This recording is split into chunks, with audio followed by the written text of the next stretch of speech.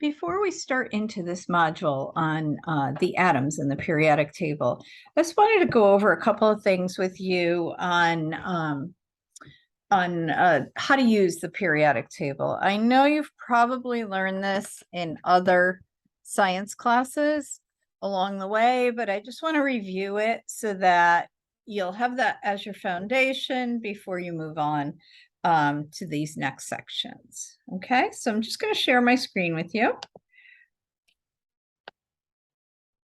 And this particular site is a site that I really like and I would like you to use as well. It's just called P Table, so PTABLE.com. And what it is an interactive table for the periodic table.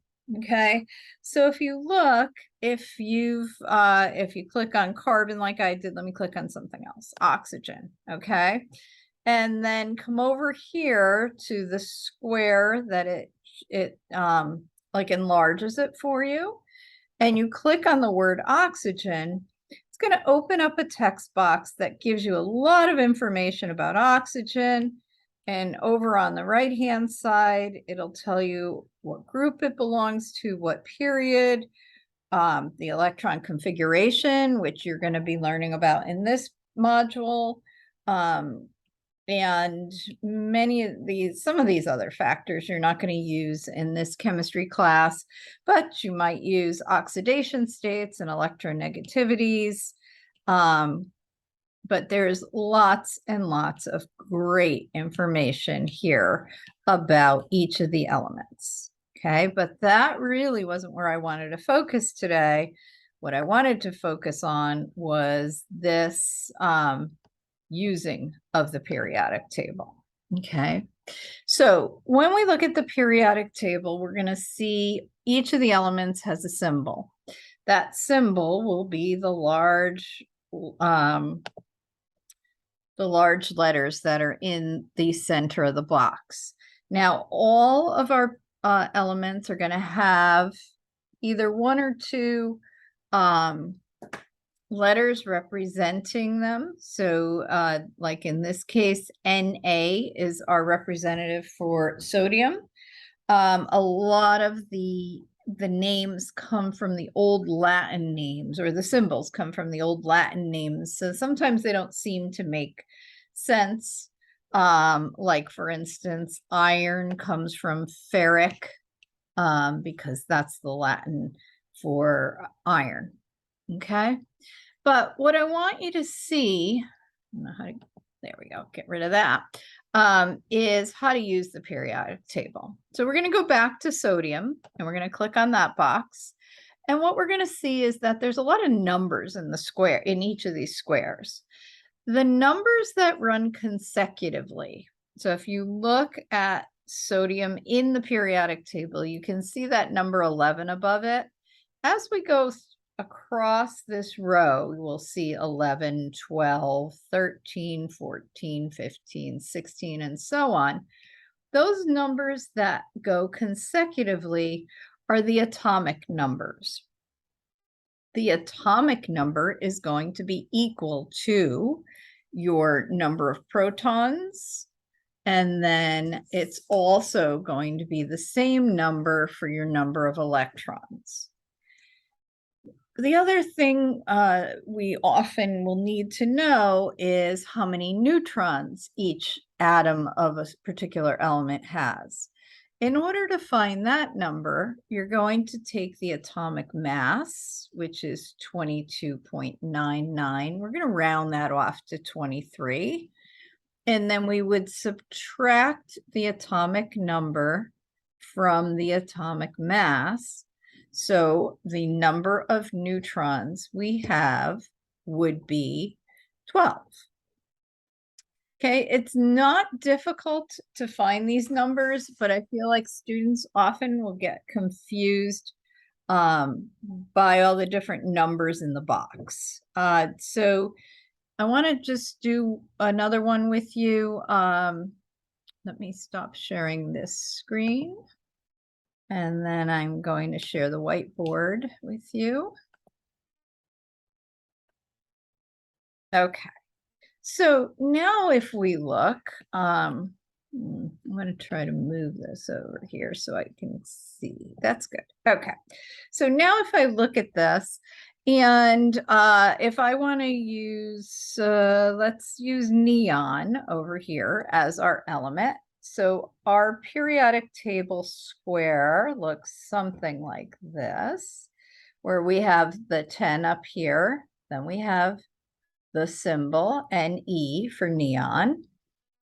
We'll have the name neon, and then our atomic mass, which is 20.180. Okay, so now when we look at this square, if you are asked for the number of protons, you will look here to the atomic number. So the number of protons is going to be equal to the atomic number,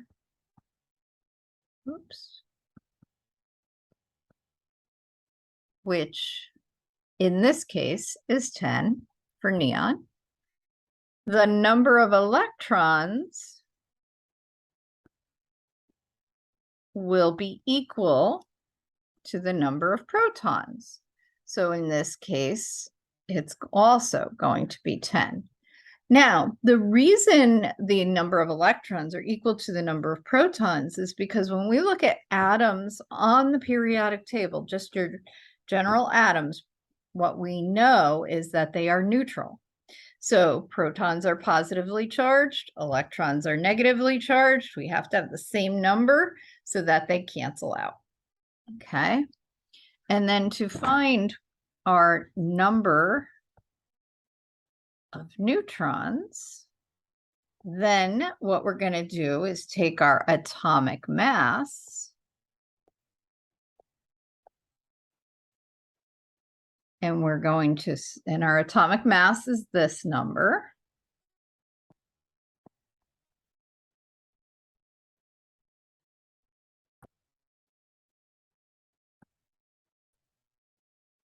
And we're going to subtract the atomic number.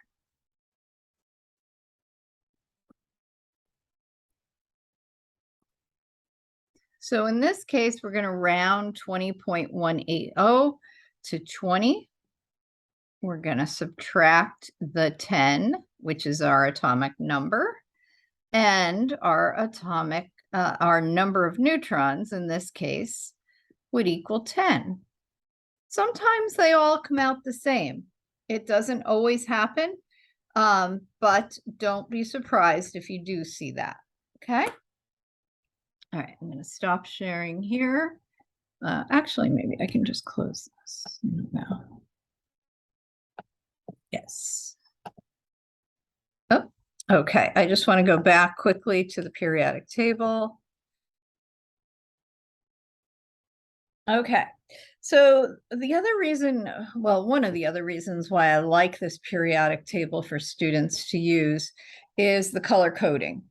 So you can see our alkali metals. When I put my cursor on the word alkali metals, you can see where they are in that first column. Alkali earth metals, there they are, and so on. It lights up the and different colors for each of these different groups. And if you click on the box, it will tell you all about that particular group of elements.